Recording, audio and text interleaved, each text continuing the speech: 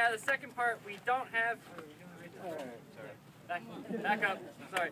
Overall race winners, third place, NYU Poly.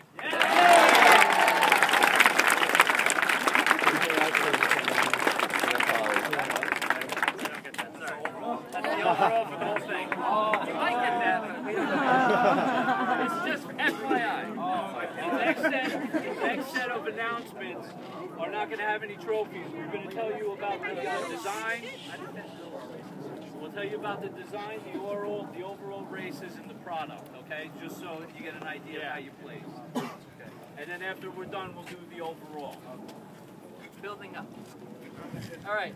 Second place overall in the races, NGIT. Woo!